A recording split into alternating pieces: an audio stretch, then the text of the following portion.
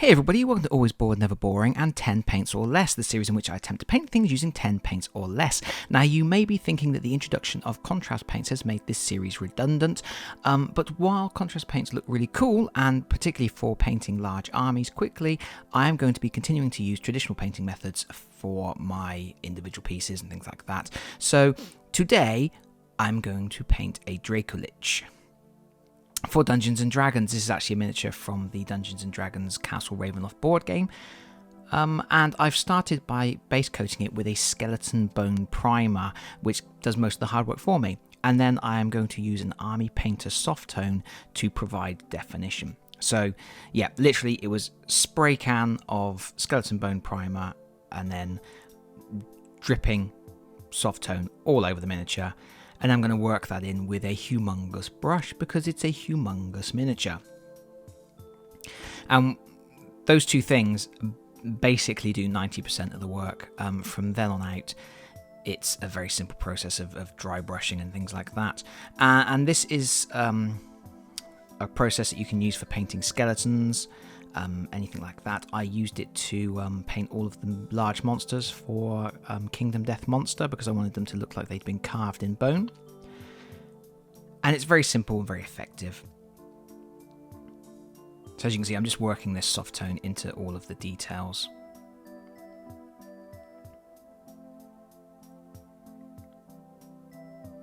Anyway, that was something like that. And it already looks, you know, much better than it did. But we're now going to go back to skeleton bone and we're going to do the first of a series of dry brushes. Dry brushing is where you take most of the paint back off of the brush and then just flick it over the surface details of the miniature. This first dry brush is going over everything, just to bring all the raised details back to prominence again after being knocked down by that ink wash. Like so. And now from this point you can do as many additional dry brushes as you want by adding white to your skeleton bone base. I did two.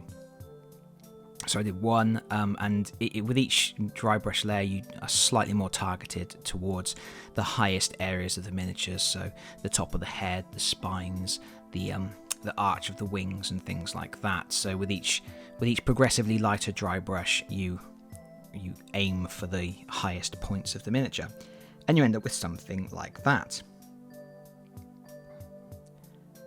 And you could arguably just pretty much leave it like that, which is what I did for my Kingdom Death Monster miniatures. And now we're moving on to Rakarth Flesh, and that's because there are some fleshy elements on this skeleton creature. There's the wings themselves, and there's sort of tatters of flesh across the back and things like that. So I'm just going to layer in some Rakarth Flesh on the wing sections here, being very careful obviously not to paint over the bone areas that we have already painted, because the bone is now finished. And yeah, I'm also, so you can see I'm picking out the tatters of the flesh here. This miniature is actually quite difficult to tell where the tatters of flesh are. You can sort of just put it wherever you want. It looks like that. Obviously this needs some shading, and we're going to use Reikland Fleshshade for that.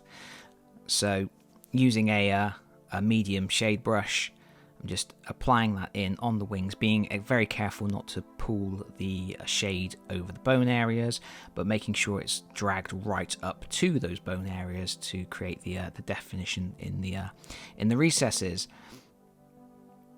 And that looks pretty decent like that.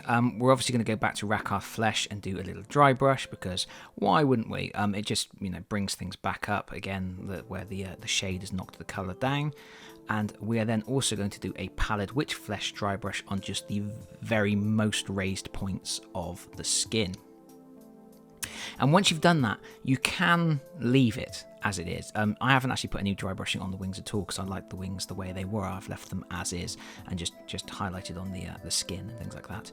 But I'm actually going to use some Athonian Camoshade, not on the wings, but on the tattered flesh on the body, to make it look a little bit rotten. And what I've done is I've watered it down, and I'm applying a coat, and then I keep going back to the miniature as the coat's dry and just splodging on a bit more to create layers of mottled effect. Meanwhile, Xandri Dust is going to be used for the horn on the head, the spines down the back, the talons, the tips of the wings, all those sharp protrusions. And while that's drying, we're just going to splodge a little bit of pure red into the eye sockets, just to give them a blood red glow. You can use any red you want, and if you want to, you can sort of give it a glowing effect or whatever. I literally just dropped some red in there, because I thought that was good enough. I've now gone back to Reikland Fleshshade, and this is for the horns and the talons and things like that, and I'm just very carefully applying a shade over everything, just to bring out the definition on the details, and to adjust the shade of the Xandri dust, which is a little bit bright. It looks kind of like that. We are almost there. But I'm going to use some Agrax Earthsahde now.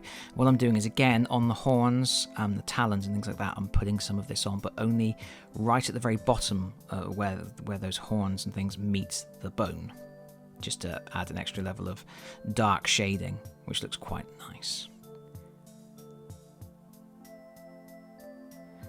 Okay, and then we're going to use some Pallid Witch Flesh just to do a very quick highlight on the rotting flesh, and that is it. It is done, apart from doing the base, which is the classic Astrogranite texture paint, and then Ulthuan Grey dry brush, and then Abaddon Black on the rim, and that finishes the miniature.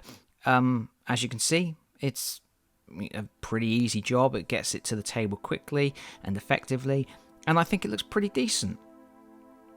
But that's it. You can use this for skeletons, like I say, zombies, rotting corpses, anything like that, really. Any pleasant things that you have to place on your tabletop. I hope you find this interesting. Thank you very much for watching, and I will see you all again very soon. Bye-bye, everyone. Bye-bye.